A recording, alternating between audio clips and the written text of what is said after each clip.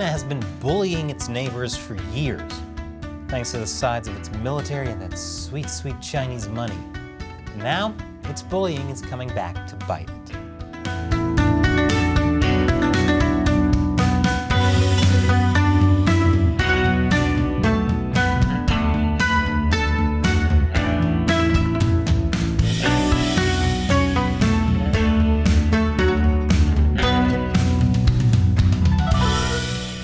Welcome to China Uncensored. I'm Chris Chappell. We are seeing a major change in the balance of power against the Chinese Communist Party. China's neighbors, many of whom used to be either friendly or at least not hostile to China, are starting to wake up to the China threat. And they're doing something about it. Australia is beefing up its military specifically in response to China. The Philippines, under new President Ferdinand Marcos Jr., has moved back to closer ties with the United States, allowing the U.S. to expand its military presence there. Even countries that kinda hate each other, like Japan and South Korea, have been teaming up because of the China threat. Now don't get me wrong, China still has a lot of economic influence in the region. It's still heavily embedded in many countries' economies, thanks to all the cheap stuff it makes. In fact, for these countries, China is still their #1 trading partner. Yes, even Taiwan. I guess the constant threat of invasion and internment camps isn't enough to dissuade some people from doing business with China.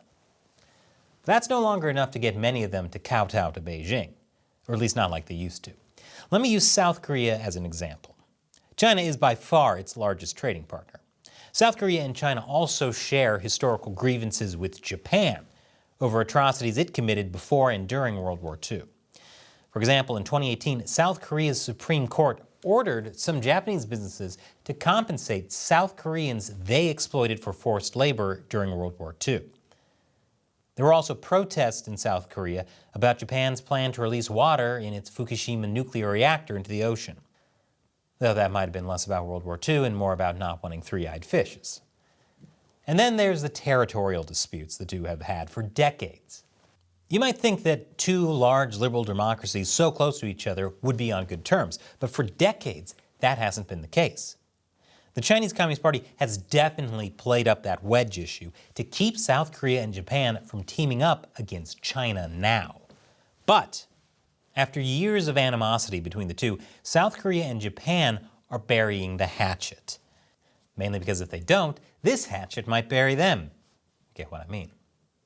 South Korean President Yoon Suk-yeol visited Tokyo in March, and Japanese Prime Minister Fumio Kishida visited Seoul earlier this month, which is the first time in 12 years they've had regular high-level meetings.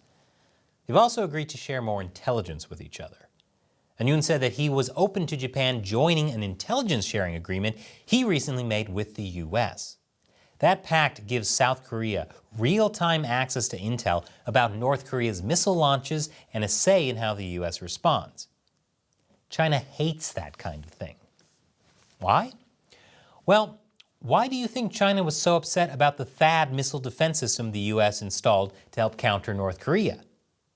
Because someday, that could be used against Chinese missiles. This is really big. Former South Korean President Moon Jae-in was close with China, and he promised South Korea wouldn't form a trilateral security alliance between the U.S. and Japan. And even though nothing like that has officially happened, China is less than thrilled. As my favorite Chinese state-run media, the Global Times, says, blindly following the U.S. and Japan will only turn South Korea into a chess piece. Yeah, China is the only country that can use South Korea as its pawn. China's military was even put on high alert over the growing U.S., Japan, and South Korea ties. Now, South Korea has always walked a tightrope between the U.S. and Beijing. Like I said earlier, China is South Korea's biggest trading partner, and it relied on China, mostly for the worst, to mediate with North Korea. But the U.S. is the one that's promised to defend South Korea with its nuclear weapons if North Korea or China attacks. Now, besides a few hiccups, South Korea has managed to balance that relationship. But with China's increasing military aggression, a choice had to be made, and Yoon so far is choosing the U.S. You can see by the big change in how Chinese state-run media talks about him. He was China's preferred candidate during the election. Now he's holding extreme policy positions that threaten regional peace and security. Befriending Japan isn't the only way South Korea has broken away from China either. Last year, Yoon gave a speech at a NATO summit in Madrid, where he warned about a threat to universal values. While he didn't name China specifically, an official attending the closed-door speech said he implied China was one of those threats. This was also the first time a South Korean president attended a NATO summit. Even though South Korea isn't a NATO member, it is a partner of NATO, which is something that irks China to no end. That's because NATO is starting to look at China as the new Russia. But South Korea wasn't the only first-time NATO attendee. Also attending for the first time from the Indo-Pacific were NATO partners Japan, Australia, and New Zealand. And as you can see by Chinese state-run media, they're scared a military bloc is forming to counter the Chinese Communist Party. And it's got reason to be worried. At that summit, NATO members voted on a strategic concept document that for the first time ever called out China as a security challenge.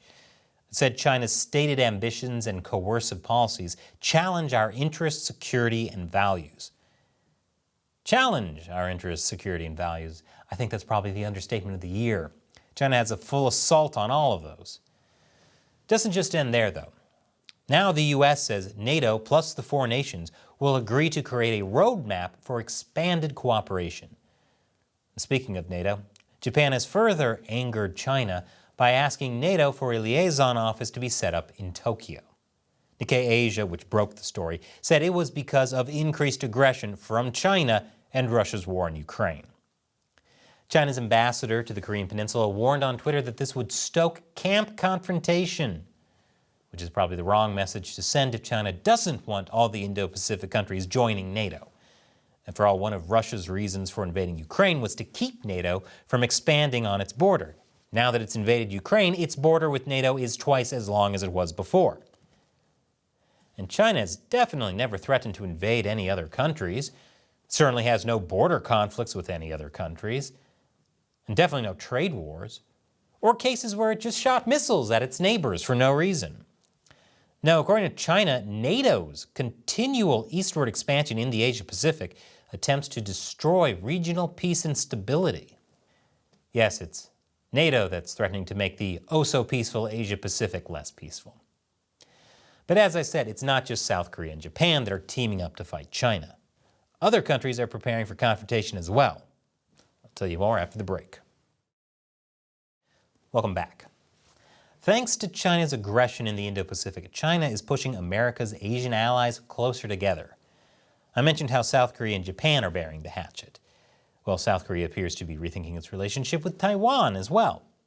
Earlier this month, South Korean President Yoon Suk-yeol told Reuters that the Taiwan issue is not simply an issue between China and Taiwan, but like the issue of North Korea, it is a global issue. As you can imagine, China didn't like that sentiment. It summoned South Korea's ambassador and basically told South Korea to mind its own business. Then a week later, China again summoned a South Korean diplomat. This time it was over U.S. President Joe Biden and Yoon releasing a statement that mentioned Taiwan. The statement said they wanted to maintain the peace and stability in the Taiwan Strait, and that they opposed any unilateral attempts to change the status quo. Which is hardly a controversial statement unless you don't want peace and stability in the Taiwan Strait. I'm starting to think China's showing its cards a little too openly these days. But in the past, South Korea basically tried to avoid the Taiwan issue. Japan is also taking a more proactive stance on Taiwan. Its leaders started saying in 2021 that an invasion of Taiwan would be seen as a threat to their own national security. That's a big deal, because Japan's constitution basically prohibits it from having a military. It can only have a self-defense force, but by classifying Taiwan as a Japanese national security issue, that paves the way for Japan to respond with force in the event of a Taiwan invasion. Since then, it's formalized that view in several policy documents, including its most recent National Defense Strategy. And thanks to China, last year, Japan announced a plan to double its military budget. Taiwan is just 70 miles from Japan's closest island. So if China were to take over Taiwan, this would put China right on Japan's doorstep. But more importantly, Since the U.S. has military bases in Japan, it would make Japan a target. Japan's other big concern is shipping access. The Taiwan Strait is the main passage for cargo moving between Southeast Asia and Japan, South Korea and northern China. It's one of the world's busiest waterways, used every year by almost half the world's container ships. So yeah, an invasion of Taiwan would be a big deal. And not just for Japan. As the UK Foreign Minister says, it could destroy global trade. Japan isn't the only one upping its defense spending, though. I'll tell you more after the break. Welcome back. China has become increasingly aggressive in the Indo-Pacific, and its neighbors are starting to prepare for the worst. Earlier this year, China's Fujian Maritime Safety Administration announced that for 3 days, it would inspect ships in the Taiwan Strait, including by boarding them. China claimed this was to ensure the safety of ships and ensure the orderly operation of key water projects. But it suspiciously occurred right before Taiwanese President Tsai Ing-wen and U.S. House Speaker Kevin McCarthy met in California last month. In 2021, China passed a law that gave its Coast Guard the right to use weapons in the South China Sea. That law actually didn't define where it could police, so China's Coast Guard could go to at least the first island chain, if not beyond. This zealous policing law and China's threats to randomly inspect ships is just one of the reasons China's neighbors are preparing for conflict. China also has territorial conflicts with most of its neighbors. Its militarized islands in the South China Sea and its terrifying fishing fleets have harassed waters as far away as Ecuador. For years, China talked about win-win cooperation. But the mask is off. As I said, Australia is upping its defense spending. So is New Zealand. India is also increasing its defense budget. Indian soldiers have actually died fighting Chinese troops on a disputed border. The Pentagon is also stepping up its cooperation with India. While the Pentagon hasn't yet confirmed this, a report earlier this year said U.S. intelligence helped prevent a China incursion into India.